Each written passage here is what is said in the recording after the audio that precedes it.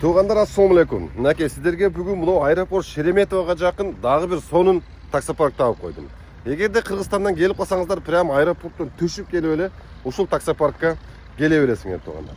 Сиздерге бул жерге таксиге керектүү, өзүңөргө керектүү кисарт барбы, ПТС, СТС, медицинский страховка, лицензия, кыскасы бүт бардык документтер ушул жерден даярдап, сразу эле таксиге чыгарып жөнөтөт туугандар. Азыр бул жерде машиналардын арендасын айта кетейин. Эконом жок экен азыркы учурда. Экономдор жок экен туугандар. Комфорт жана комфорт плюс бар экен. Комфортторду көргөзө кетейин. М-Грант, мынакей, Жили М-Грант. Машиналар бул жерде почти что бүт эле жаңы экен. Иштерин бир сыра көргөзө кетейин. Мына карагыла. Таза. Эч бир жанагында немелери жок. Пробеги 141 миң болуп калыптыр. М-Грант карагыла. Бүт бар жок, иштери сенсорный, автомат коробка, 1.5 турбо бензин болот билесиңер. Так, комфорттор 2,5 миңден бул жерде 15 миң рубль накопительный депозит бар туугандар, күнүнө 200 рубльдан чогулат. Так, ошондой эле комфорт плюстар. Мынакей, Хавал F7дер 2800дөн башталат экен. Могу G7дер 3000ден экен. Анан ошондой эле кете берет экен дальше. Аризо, бул жакта бүт комфорт плюстун дагы түрлөрү бар экен. Фабтар бар экен.